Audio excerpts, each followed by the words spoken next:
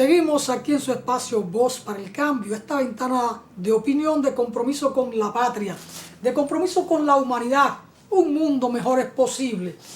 Hoy conversando sobre teatro y el teatro como transformador social, no solo como un instrumento o un medio para la recreación, que parece es la característica con la que surge en los tiempos antiguos el teatro, ¿no? En aquella Grecia de entonces. Y hoy hay que considerar muchas variantes de lo que puede ser el teatro. El teatro es vida, el teatro es cotidianidad, el teatro es esa dinámica cotidiana, pienso yo, digamos que de alguna manera un ignorante del tema, ¿no? Porque hay los especialistas en el teatro, la gente que estudia teatro.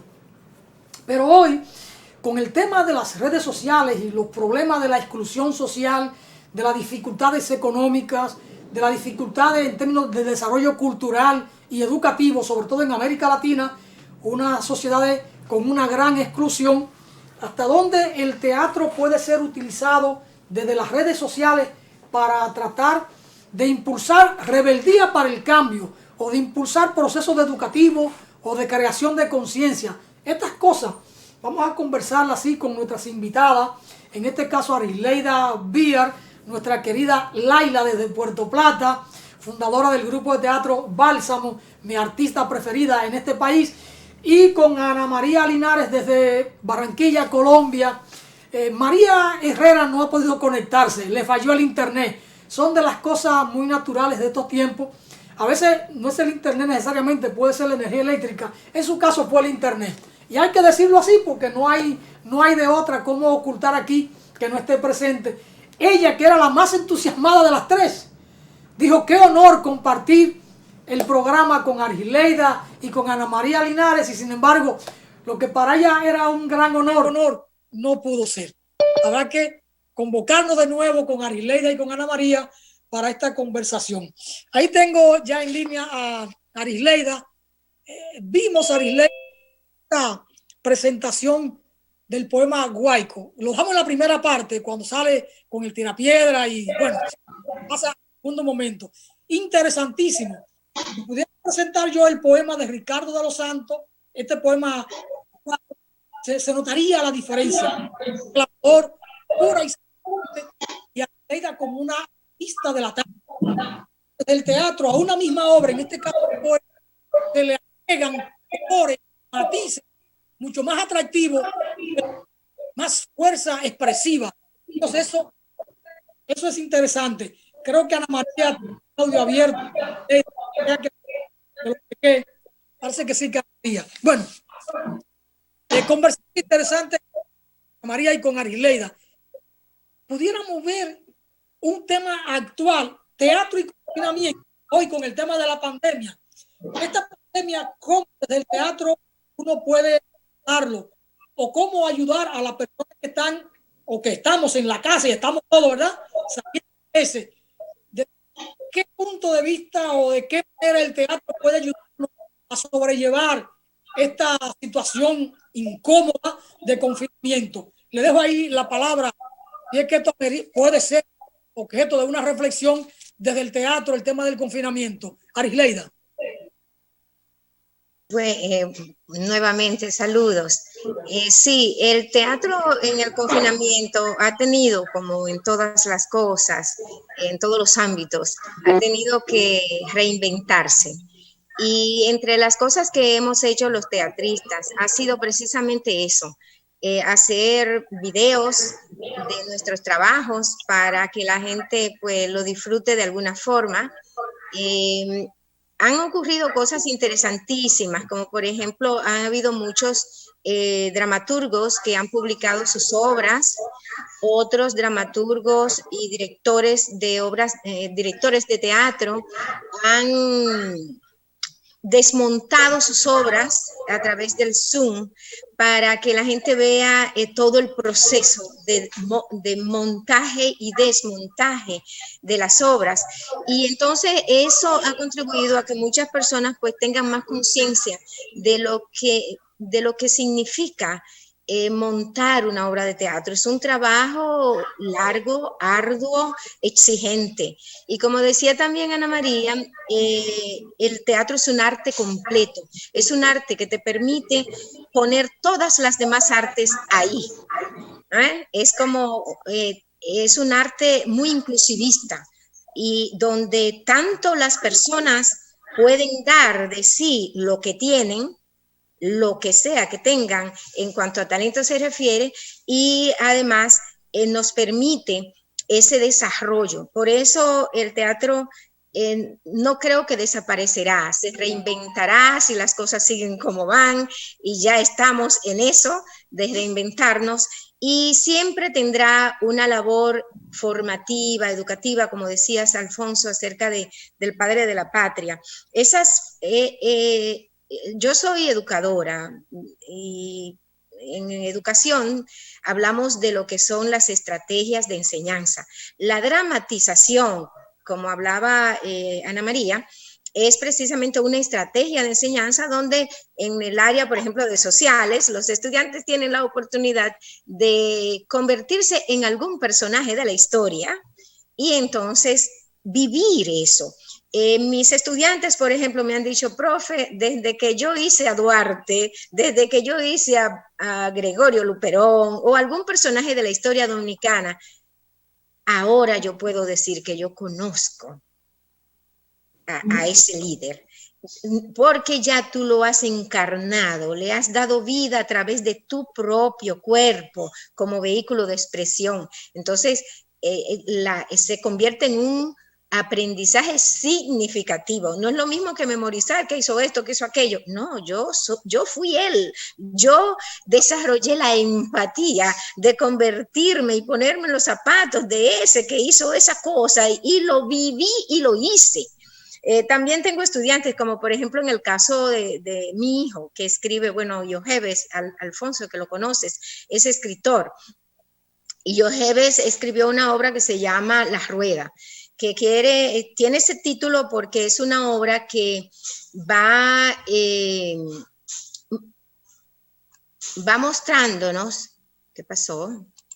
Esta obra va mostrándonos la repetición como de las generaciones viven y vuelven a vivir como las mismas cosas que vivieron nuestros abuelos y eso. Entonces esta obra trata de cuando los jóvenes son manipulados, vendidos a alguien que tenga dinero, se habla de la prevención del embarazo en adolescentes. Y cuando ya montamos esta obra, la llevamos a un festival y ganó el primer premio, mis estudiantes, cuando la gente le preguntaba, ¿qué significó para ti estar en esta obra, ganar? Dice, bueno, lo que significa es que yo no voy a vivir esa experiencia porque ya la viví en chiquito, ¿no?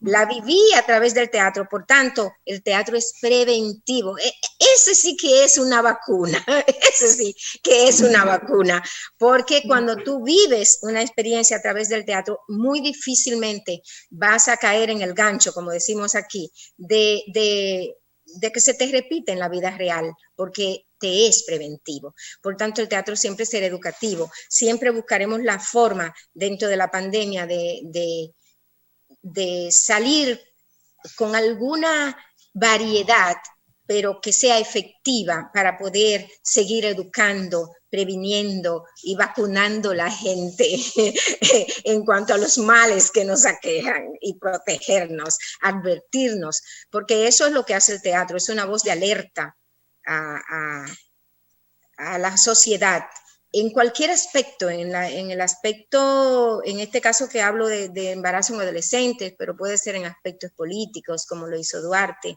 o en cualquiera. Y, como decía Ana María, divierte. Así que tenemos, gracias a Dios, los medios de la internet, y es muy divertido poder hacer teatro. Bueno, lo que yo más disfruto del teatro y lo que disfrutan los actores, creo que Ana María está de acuerdo conmigo, y los que nos escuchan, que hayan vivido la actuación, saben que lo que más se goza en el teatro son los ensayos. Después, cuando llega el momento de la presentación, ahí viene el estrés, pero los ensayos es una terapia. se goza mucho, se ríe mucho, se disfruta enormemente. No sé si respondí la pregunta porque me fui por las ramas también. No, no, el tronco y las ramas. Muchas gracias, Arisleida.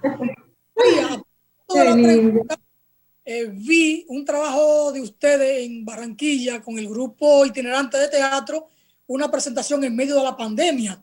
Aunque lo hicieron en las calles, no sé si llegó a la gente, aunque quedó grabado. La experiencia de ustedes, Ana María, como grupo itinerante de teatro, trabajando en medio de la pandemia, el confinamiento de la gente. Adelante, Ana María. Bueno, sí, indiscutiblemente es una situación difícil, ¿no? Porque le cambia la vida a uno en el sentido de esa cotidianidad que traías, de desplazarte a un espacio que tiene todas las condiciones para hacer tu trabajo, para ensayar, para montar, pues ya no las vas a tener que aislarte, vas a tener que inventar y reinventar, ¿no? O sea, porque ya me toca trabajar en este espacio que es más pequeño, que no tiene las condiciones técnicas, ¿sí? Entonces, donde no puedo montar unas luces, el tema de la luz, jalaría mucha luz, en fin, eso crea todos unos cambios que invita a que te tienes que adaptar y tienes que mirarte ahora de esta manera. Pero nosotros pues sí nos arriesgamos a salir porque la vida está afuera, la vida no está escondida, ¿sí? El COVID pues ahora sabemos todo y bueno, cada quien tiene como una idea de lo que es el COVID, sí es un virus, una pandemia, es una guerra biológica, en fin, pero eso no nos puede llevar a aislarnos y ya a empezar a vivir ese nuevo régimen de no salir, el miedo, el terror, te vas a contagiar, sino que hay que enfrentar todas estas situaciones. Pues en mi país esto se ha utilizado, el tema de la pandemia, el COVID-19, para poder hacer y deshacer, y ahí es donde el sector, el movimiento de artistas, nos hemos dado cuenta, nos ha llevado como a reflexionar realmente en qué estado ha estado, cómo ha estado el arte en nuestro país, ¿no? Entonces nos damos cuenta que estamos totalmente abandonados del Estado, no hay una atención en estos momentos de crisis, algunos que otros que son muy cercanos a la administración pues tendrán el premio, pero de resto realmente no hay una política realmente para poder atender al movimiento de artistas en estos momentos de pandemia. Pues nos ha tocado salir a la calle, hemos marchado porque somos un movimiento social de artistas, nos debemos también a la calle, protestamos, denunciamos todos estos hechos en contra de nuestra integridad, de nuestros derechos, la vulnerabilidad de nuestros derechos. Entonces, esto también ha sido una dinámica que nos ha invitado a explorar qué pasa ahora cuando nos dicen que no y cómo salimos con esta cuestión de la pandemia, con el miedo de contagiarnos, pero ha sido muy satisfactorio porque sabemos que las calles nuestras, además las calles han estado siempre en disputa.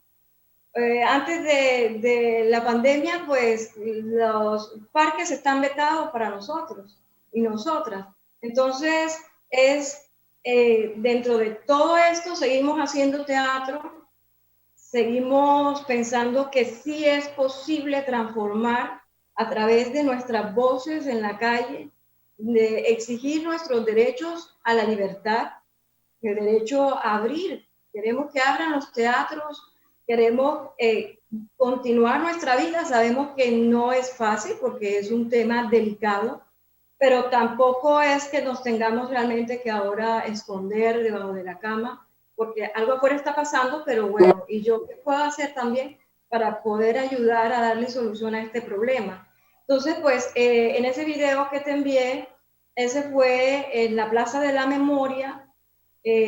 Me sentí feliz de estar en un espacio abierto, como lo hemos hecho muchas veces, presentarme como actriz ahí, ver el público, aunque todos con tapabocas, la única que no tenía tapabocas era yo, lógicamente, pues porque en esos momentos estaba actuando, pero es eso, ese calor que necesitamos los artistas, de tener esa conexión con el público, esa relación de los ojos, esa respiración, ese calor, esa comunicación de lo que te estoy diciendo.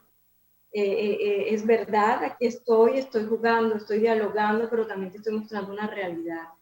Entonces, es un momento crítico para nosotros, los artistas y las artistas, pero no abandonamos. En los espacios que podamos estar haciendo intervenciones, vamos y lo hacemos con todo el cuidado, lógicamente, pero es nuestro deber como artistas que estamos buscando una transformación para nuestra sociedad. Tenemos mucho que decirle a ese público que está en el parque, a ese público que está en la esquina, a ese público que está en aquellos lados que pasó y le llamó algo la atención porque algo le está diciendo y se quedó ahí. Y luego conversamos y hablamos de esta problemática que hay sobre el tema de los jóvenes.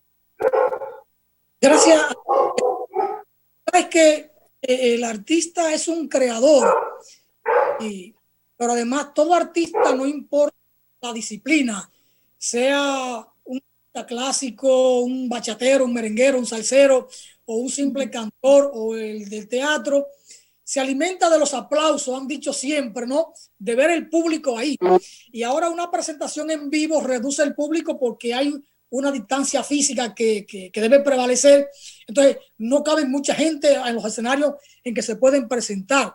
Y si lo hacen por la vía de las redes sociales o del Zoom, esta plataforma o de otras, no tienen el contacto físico con la gente, pero hay que actuar, hay que presentarse, hay que llevar el mensaje. De alguna manera, eso da alguna satisfacción espiritual, aunque no tengamos el contacto cara a cara o sentir la respiración del otro, de la otra, como dice Ana María. Sin embargo, se pueden hacer cosas. Arisleida me levantó para una opinión. Adelante. Sí, gracias. Prácticamente agregaste lo que yo iba a decir en cuanto a la naturaleza presencial del teatro. Es su naturaleza, o sea, el teatro tiene, por ejemplo, los taínos hacían un teatro en los Areitos y entonces es social, o sea, y por esa naturaleza presencial, por su contenido social, o su naturaleza social, nosotros tenemos, se nos va a hacer muy difícil hacer teatro a través de las redes y ya lo están diciendo muchos actores. Ahora, tú decías que nos vamos a reinventar, lo haremos de alguna forma a través de las redes, se va a hacer necesario. La gente que sabe los aspectos técnicos saben bien que no es lo mismo grabar una obra de teatro, porque una obra de teatro es una lupa abierta, no es como en el cine que tú vas a enfocar un elemento específico. Entonces, todo eso hace que es un reto para los actores. Sin embargo, por su naturaleza presencial, se va a hacer necesario, aunque sea con poco público, seguir adelante. Y bueno, eso pasaría como dicen los religiosos, cuando tú predicas y hay por lo menos uno que te escucha, pues valdrá la pena. Así que es la misma cosa con el teatro, pienso yo. Si tenemos 10 personas en vez de 50 o de 100, pero podemos tenerla en vivo o hacer la combinación de ambas cosas, que mientras estamos presentando la obra en vivo también se pueda transmitir a través de algún medio digital, perfecto, pero sigue siendo necesario y creo que seguirá siendo necesario siempre lo presencial porque es su naturaleza. Gracias, Ari. Hay diferentes experiencias. En el caso nuestro, poetas de la cafetera, sobre todo, que hemos estado desarrollando una experiencia.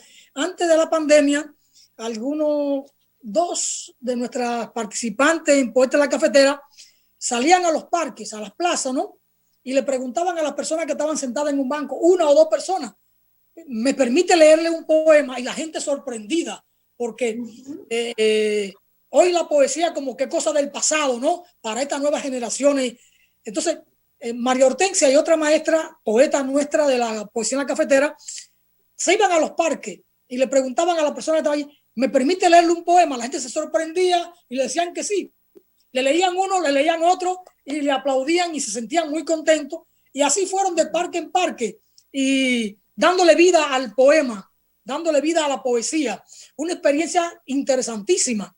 Nosotros, por ejemplo, nos invitan de Santiago, de Baní, de San Pedro, y vamos, el colectivo nuestro, a leer poesía a una plaza o a un lugar cerrado, pero el público llega. Entonces, el artista necesita ese contacto con el público, ¿no? Arisleida, Ana María, una pregunta. El teatro, de su naturaleza, no debía ser una materia básica en el currículo de formación, sino de los niños, al menos de los adolescentes, en la escuela formal, digamos, en condiciones normales. Ya hoy la cosa es un poco diferente, pero lo de la pandemia tiene que pasar. Pero dada la importancia del teatro como herramienta, que puede ser una herramienta de educación, y eso que enfocaba Arisleida, cuando un joven, un adolescente, encarna un personaje de la historia o de la política, o ya como que lo vive, porque lo mete en su cuerpo, en su psiqui, y la educación se asume con mucho más vehemencia, ¿no? Entonces pienso que el teatro pudiera ser una herramienta o una materia a incluirse en el currículo normal, formal, en la educación media o secundaria. Sí, ya lo es, Alfonso. No sé en el caso de Ana María en Colombia, no sé exactamente cómo funciona, pero creo que es el mismo en toda Latinoamérica. En el currículum del MINER, en el caso nuestro, la educación artística es una asignatura y está diseñada en 4 campos del arte. Campos, o sea, se usa el término campos por lo grande que es el arte, lo amplio que es, y el arte dramático es uno de esos 4 campos. Y el arte dramático incluye también la danza, ¿no? Porque es una expresión del cuerpo. Claro está que como reúne todas las demás artes, todas también caben ahí. Y ya, por ejemplo, en mi trabajo con la Regional de Educación de Puerto Plata, lo aclarábamos mucho con los maestros, que si nos íbamos al arte dramático podíamos dar espacio a todas las demás artes. Por ejemplo, las artes visuales pueden estar presentes en una obra de teatro, en la escenografía, o sea, en esa decoración que se pone en el escenario. Los que tienen actitudes para la pintura pueden hacer la escenografía, la decoración del escenario, para decirlo en lenguaje más simple. Y el que canta, pues puede participar en esta obra de teatro que puede ser un musical, podría ser, o puede tener canciones, aunque no necesariamente sea musical. Pero sí, Alfonso, está la asignatura educación artística dentro del currículum de la educación dominicana. Y se están haciendo grandes esfuerzos para capacitar los maestros dominicanos en esta asignatura tan nueva, tan joven, porque sabes que en los tiempos tuyo y mío, en este país, lo que se impartía era educación para el hogar, educación industrial y esas cosas, porque todavía no estaba bien definido cómo era el asunto. Y al ser tan amplio, pues entonces como que no se sabía qué nombre se le iba a poner, como dice Mantarile, qué nombre le pondremos, y entonces estábamos así. Pero ya está todo más o sea, hemos tenido la ayuda, inclusive, Ana María, de pedagogos de Colombia, que nos han ayudado aquí en República Dominicana con el diseño de la educación artística para nuestro país. Y estamos avanzando un poquito al respecto. Ahora, hay una parte que no me preguntaste, pero que sería bueno aclarar. Hay una parte de la educación artística que es la apreciación artística, que es como la otra mitad o un porcentaje de lo que es esa asignatura, que consiste en consumir arte. Por eso me encantó cuando decías, me permite leerte un poema. Ese proyecto lo voy a tomar.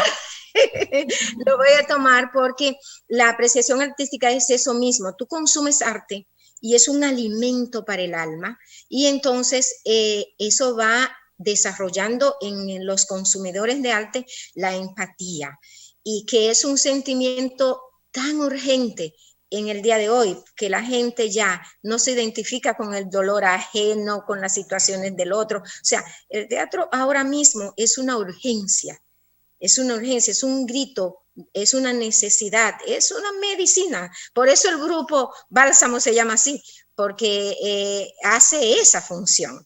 Y entonces los teatros, como en el caso mío, yo lo que estoy haciendo con mi teatro es extender al Ministerio de Educación como una especie de ayuda, si se puede decir así, o de colaboración, para que los estudiantes vengan a nuestro programa para el teatro, que se llama así, un programa para el teatro en el que los estudiantes vienen a nuestra sala de teatro a disfrutar de obras teatrales y así complementar la parte de la educación artística que no reciben en la escuela, porque de todos modos el consumo del arte es en la comunidad, en las iglesias, en los clubes, en los teatros, en cualquier espacio donde se haga cultura. Entonces, eso sería parte y es parte de las tareas que tienen los estudiantes. Fuimos a ver una obra, ahora la comentamos en el aula, ¿verdad? Y vamos así.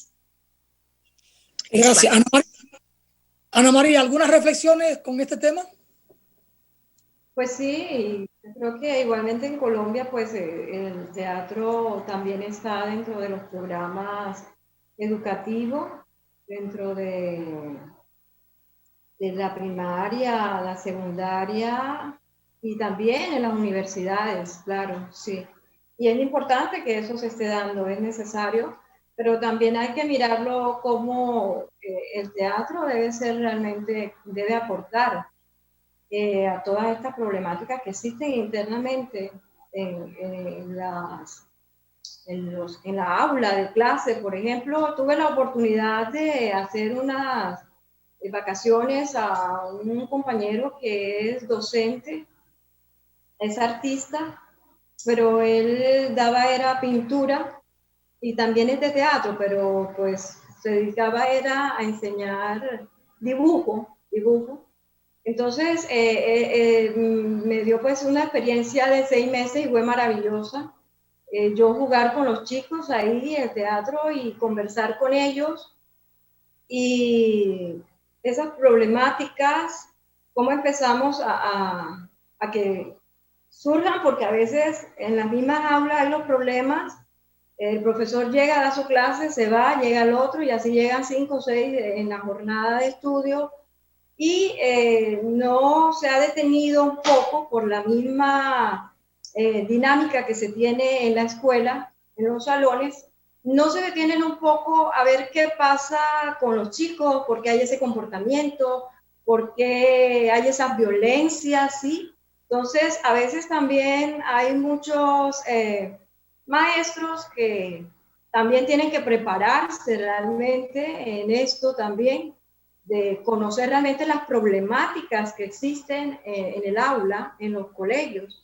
Y esto pues me invitó a poder conversar, entrar en un diálogo con los chicos y desde el teatro, cómo empezamos a jugar, ¿cierto? Desde la lúdica, cómo empezamos a esos problemas que se detectan, como el tema de, bueno, cómo nos relacionamos, porque tiene que ser siempre con golpes, con violencias, porque tengo que poder poner un apodo a mi compañero, porque tengo que hacerle permanentemente el bullying. Entonces eso me permitió ser muy amiga de ellos también, muy chévere, una experiencia maravillosa. Y eso me voy con la satisfacción que pude hacer un aporte importantísimo desde el teatro, desde esa mirada que yo tengo, que donde llegue el teatro tiene que transformar para unas mejores relaciones entre los humanos. Entonces, pienso que sí. De todo modo, pienso que el teatro no está mirado en todas partes de esa manera, ¿sí? De que sí puede realmente generar nuevas relaciones más agradables, hacer a los seres humanos más felices. Eso es lo que tenemos que hacer con el teatro, mostrar que sí, es profesional, artístico, las obras de teatro, hermosas, el director, la actriz, pero también esa otra parte, hay una invitación a eso. Hay que mirar, hay que tocar esa parte, extraerla, que también es maravillosa en el escenario. Cuando empezamos a trabajar con los chicos, también salen obras hermosas. También en lo estético también tiene un valor muy importante. Porque a veces cuando no se toman las comunidades y se hace un trabajo, se estigmatiza de que no llega a ciertos niveles. Eso no me importa. Lo que me importa es el proceso que yo he hecho en él y que puedo ver y palpar, puedo saludar y abrazar las transformaciones que se han podido dar desde ahí. Gracias, Ana María. Bueno, interesante las reflexiones. El desactualizado soy yo, ¿verdad? Porque yo soy de otro tiempo, no conozco así los detalles de la nueva currícula, como se dice ahora en la educación primaria, básica, secundaria. Ahora hay tantos nombres nuevos que bueno, estoy desactualizado. A propósito del tema que estábamos abordando, teatro y confinamiento, vamos a ver un corto de una obra que presentó Ana María ahora en Barranquilla, Colombia, un segmento muy breve. Adelante, señor director, con el corte ahí que tenemos preparado. Adelante. La tierra temblaba.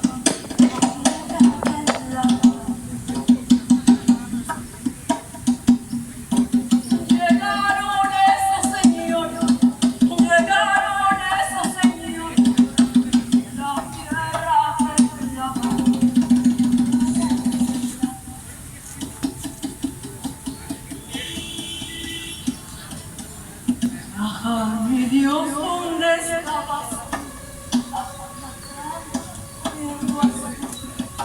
Mi Dios, ¿dónde estabas?